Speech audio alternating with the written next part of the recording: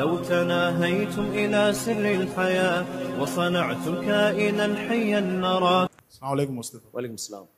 مفتی صاحب یہ میرا تقدیر کے حوالے سے سوال تھا کہ جب اللہ کو پتہ تھا کہ انسانیت دوزخ میں جائے گی پھر اللہ نے کیوں اللہ نے کیوں پیدا کیا کہ جب اللہ کو پتہ تھا؟ علماء کہتے ہیں کہ وہ اختیاری ہے, اللہ نے سب کو اختیار دیا, تو جب پتہ بھی تھا کہ اختیار کے باوجود یہ دوزخ میں جائے گی پھر کیوں اللہ نے؟ دیکھیں, اللہ نے انسان کو پیدا کیا آزمائش کے لیے. یہ کہہ رہے ہیں جب اللہ کو پتہ تھا کہ بہت سے لوگ اپنے اختیار سے گناہ کر کے جہنم میں جائیں گے, اللہ تو عالم الغیب ہے نا, بہت سے جنت میں بھی جائیں گے لیکن بہت سے جہنم میں بھی جائیں گے, تو پھر اللہ نے انسانوں کو پیدا کیا کیوں؟ دیکھیں, کہیں نہ اپنے سوالات کو آ کے روکنا پڑتا ہے اور وہاں عقل کے ہتھیار ڈالنے پڑتے ہیں. کچھ کاموں کی حکمتیں اللہ نے ہمیں بتا دی ہیں. مثال کے طور پر یہ کائنات کیوں بنی؟ اللہ کہتے ہیں انسان کے لیے بنی ہے. انسان کیوں بنا؟ اللہ کہتے ہیں آزمائش کے لیے, تاکہ نیک لوگوں کو اچھا بدلہ دوں اور برے لوگوں کو سزا دوں. تو اللہ یہ کیوں کیا کہ نیکوں کو اچھا بدلہ ملے اور بروں کو سزا ملے؟ تو اللہ جواب میں کہہ سکتے ہیں کہ بھائی اس دنیا میں ایسی مخلوق تھی جو نہ اپنے اختیار سے اچھا کرتی تھی نہ اپنے اختیار سے برا. فرشتے میری عبادت کرتے تھے, مجبور تھے, لہذا ان کو کوئی بدلہ بھی نہیں ہے نیک. اور جو جانور تھے وہ میری عبادت نہیں کرتے تھے لیکن مجھے پہچانتے بھی نہیں تھے, لیکن اس میں ان کو کوئی گناہ نہیں ہے کیونکہ عقل نہیں تھی. تو اللہ کہہ سکتے ہیں میں چاہتا تھا ایسی مخلوق کو پیدا کروں جس کے پاس دونوں آپشن ہوں, تاکہ جب وہ میری عبادت کریں مجھے خوشی ہو کہ ان کے پاس برائی کا آپشن بھی تھا لیکن انہوں نے اپنے اختیار سے نیکی کے آپشن کو اختیار کیا. تو میری صفت رحمت جوش میں آئے گی اور میں دل سے ان پر رحم کروں گا, خوش ہوں گا ان سے. اور ایسی مخلوق بھی ہو کہ جو مجھے پہچاننے کے باوجود میرا انکار کیا اور برائیوں کی طرف گئے, جبکہ جانتے بوجھتے تھے کہ میں روزی دیتا ہوں, میں غور ہی نہیں کیا, تو پھر میری صفت غضب وہ حرکت میں آئے گی اور ان کو سزا ملے گی. ویسے بھی جزا کے ساتھ اگر سزا نہ ہونا تو جزا کا تصور بھی مزیدار نہیں رہتا. اگر سارے ہی پاس ہو رہے ہوں تو پاس ہونے کا لطف اور مزہ خراب ہو جاتا ہے. کچھ فیل ہوتے ہیں, کچھ پاس ہوتے ہیں. تو اللہ نے کامیابی کے متبادل ناکامی بھی رکھی ہے. اب یہ اللہ کے پیش نظر تھا. اب ہم اللہ سے پوچھیں کہ یہ کیوں ہے, اس کیوں کا ہمارے پاس جواب نہیں ہے, کیونکہ کہیں نہ کہیں جا کے اپنے سوالات کو انسان کو بالآخر روکنا پڑے گا. تو اللہ پھر کہے گا میں اللہ ہوں. تو اس کیوں کا ہمارے پاس جواب نہیں ہے اور نہ ہمیں اس کے جواب کی تلاش کی ضرورت ہے. تو اللہ میں مخلوق میں فرق کیا رہ جائے گا نا پھر؟ تو اللہ تھوڑی اس بات کا پابند ہے کہ ہر کیوں کا میں جواب دوں. یہ اللہ نے بتا دیا بھائی یہ کائنات بیکار نہیں ہے, انسان کے لیے اور انسان آزمائش کے لیے. اور آزمائش میں یہ ممکن نہیں ہے کہ آزمائش ہو اور ناکام لوگ ناکام نہ ہو اور کامیاب لوگوں کو اس کا بدلہ نہ ملے. تو ناکامی کو ناکامی کا بدلہ جزا ہی کی صورت میں ملتا ہے, سزا کی صورت میں ملتا ہے, اور کامیابوں کو جزا کی صورت میں ملتا ہے. تو یہ اس کائنات کا مقصد ہے. باقی اس مقصد کا مقصد کیا ہے ہمیں نہیں معلوم ہے. تو اس کی ڈیپ میں جانے سے دماغ خراب ہونے کے علاوہ کچھ بھی حاصل نہیں ہوگا.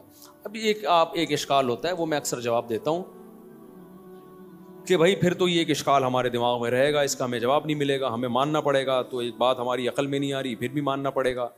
بھائی دیکھو, جب دو باتوں میں ٹکراؤ ہوتا ہے نا تو ہمیشہ وہ بات مانی جاتی ہے کہ جس کو ماننے سے بڑے اشکالات حل ہو رہے ہوں. جیسے کل میں نے بیان میں ایک بات بتائی تھی کہ کچھ لوگ اسلام پہ اعتراض کرتے ہیں کہ ہمیں اس کا جواب نہیں ملا. تو میں ان کو جواب میں کہتا ہوں تو مان لو کہ یہ اس کا جواب نہیں ہے, لیکن اس کے نتیجے میں اگر اسلام غلط ہو گیا تو پھر سوال پیدا ہوگا پھر اللہ نے اپنے بندوں کی ہدایت کے لیے کیا نازل کیا ہے. پھر سوال پیدا ہوگا کہ پھر اللہ کا مخلوق کے ساتھ کوئی لنک ہے ہی نہیں. پھر سوال پیدا ہوتا ہے کہ اس اللہ کے ہونے نہ, پھر آپ آخر میں اللہ کے انکار تک پہنچو گے. پھر سوال پیدا ہوگا کہ جس کائنات میں چینجر کے بغیر چینجنگ نہیں ہو سکتی, کریشن کے بغیر کریٹر کے بغیر کریشن کا عمل کیسے ہو گیا. تو یہ اتنا بڑا اشکال ہے, یہ اس سے زیادہ مشکل ہے اس کا جواب. صحیح ہے نا؟ اس میں تو ہم کہہ سکتے ہیں کوئی حکمت اللہ کے پیش نظر ہوگی جنت جہنم بنانے میں اور بندوں کو جزا اور سزا دینے میں, لیکن یہ کہ اللہ ہی نہیں ہے, کیونکہ اینڈ پھر یہی ہوگا. یہ اس اشکال کا کوئی نہیں بھی جواب دے سکتا.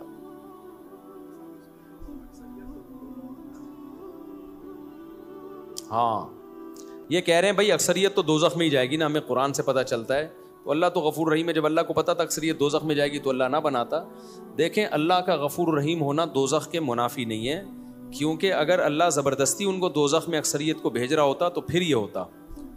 تو اللہ کے غفور رحیم ہونے کا مطلب یہ ہے کہ جو جنت میں جائیں گے نا ان میں بھی میجورٹی ایسی ہوگی جو اس لائق تھے نہیں, ترقی پاس تھے, اللہ نے اضافی نمبر دے دے کے جنت میں بھیج دیا.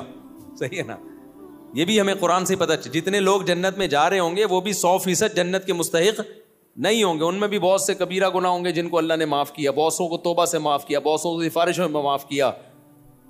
تو پھر بھی اگر اکثر لوگ جہنم میں جا رہے ہیں تو وہ اپنی نااہلی کی وجہ سے جا رہے ہیں. تو اس میں اللہ کا کو قصوروار نہیں ٹھہرایا جا سکتا. دیکھو ہر حکومت یہ چاہتی ہے کہ ہمیں ظالم نہ کہا جائے, ہمیں کہا جائے ہم ایک ویلفیئر اسٹیٹ ہیں. ہر گورنمنٹ یہ چاہتی ہے نا. اس کے باوجود اگر پبلک کو کھلا چھوڑ دیا جائے, مجرم پیشہ لوگ زیادہ ہوں گے, جیل زیادہ بھر جائیں گے. اب کہا جائے آپ نے تو اتنے جیل بھر دیے, اتنے لوگوں کو پنشمنٹ, تو آپ تو ایک ویلفیئر اسٹیٹ ہیں. وہ کہیں گے بھائی پبلک کی حالت ہی یہی ہے کہ وہ کر کیا رہے ہیں, سارے جرم کر کر کے جیلوں کو بھر رہے ہیں. وہ کہیں گے پھر بھی ہم نے بہت سو کی سزا 20 سال بنتی تھی, ہم نے 10 سال میں چھوڑ دیا. بہت سو کی 10 بنتی تھی, ہم نے 5 سال میں چھوڑ دیا. بہت سے ہم نے دیکھے آڑے ترچے معذور ہیں, ہم نے سزا ہی نہیں دی ان کو. سعودی عرب میں ایسا بھی ہوتا ہے, جیلوں میں قرآن حفظ کر لو تو سزا معاف, چل بھائی حفظ کر لیا اس کو باہر نکال دو. تو ہم نے اتنے سارے قوانین ان کمبختوں کو سزاؤں سے بچانے کے لیے بنائے ہوئے, اس لیے کہ ایک ویلفیئر اسٹیٹ ہے, انسانوں کے لیے ظالم نہیں. لیکن انسان ہے ہی کمبخت ایسا کہ وہ شیطان کو زیادہ فالو کر رہا ہوتا ہے, رحمان کو فالو کم کر رہا ہوتا ہے. تو اس لیے اللہ نے بتایا ہے کہ میں چاہتا نہیں ہوں. قرآن کے الفاظ دیکھیں, ما یفعل اللہ بعذابکم, یہ قرآن کی آیت. اللہ کو تمہیں عذاب دے کے کیا ملے گا؟ اللہ نہیں چاہتا کہ تمہیں عذاب دے. ان شکرتم وآمنتم, تو تم ایمان لے آؤ, شکر ادا کرو.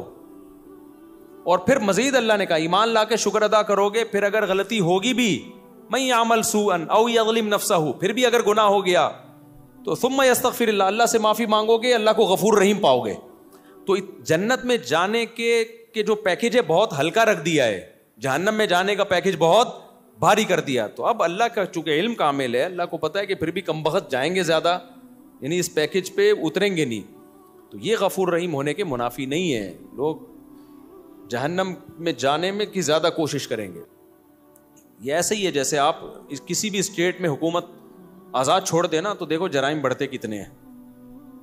پھر گورنمنٹ پہ الزام نہیں ہوگا, بلکہ لوگوں کو برا بھلا کہا جائے گا, کم بختوں تمہیں ایک اسٹیٹ اتنا کچھ دے رہی ہے, بے روزگاروں کو الاؤنس دے رہی ہے, بیماروں کا فری میں علاج کر رہی ہے, لیکن آپ چھوڑ کے تو دیکھو نا. تو یہ انسان ہے ہی اس ٹائپ کا کہ یہ برائی کو زیادہ فوکس کرتا ہے. چلیں بھائی, باقی بات یہی ہے کہ پھر بھی جواب سمجھ میں نہ آئے تو نہ آئے بھائی. ہمیں تو اللہ نے فوکس کیا, عمل درست کر لو جنت میں بھیج دوں گا. تو اشکال کا جواب سمجھ میں آئے نہ آئے, ہم نے جانا کوشش کہاں, کیونکہ اشکال کا جواب اگر سمجھ میں نہیں آیا تو اللہ اپنی روش کو تبدیل نہیں کرے گا. کہ چونکہ جی انڈا موڑ پہ یہ رہتے ہیں, ان کو جواب سمجھ میں نہیں آئے, تو اللہ کہتے ہیں میں اپنے فیصلے پر اب نظر ثانی کروں گا, اور اب میں کیا کروں گا کہ بھائی میں اب جنت میں اسپیس بڑھا دوں گا. تو چونکہ وہ اللہ ہے, لا یسأل عما یفعل, اللہ کہتے ہیں میں جو کرتا ہوں مجھ سے کوئی پوچھنے والا نہیں ہے. وہم یسألون, تم جو بھی کرو گے تمہیں اس کا حساب دینا پڑے گا. تو میں اور آپ غلام ہیں بھائی, ہمیں جیسے بتا دیا گیا ہے ہم نے اسی کو فالو کرنا ہے. ہماری سمجھ میں آئے تو بھی, نہیں آئے تو بھی. اس لیے ہمیں بتایا گیا ہے کہ فَسَنُيَسِّرُهُ لِلْيُسْرَى كُلٌّ مُيَسَّرٌ لِمَا خُلِقَ لَهُ, اچھا عمل کرو گے تو انجام جنت ہے. ہوا و حرص والا دل بدل دے,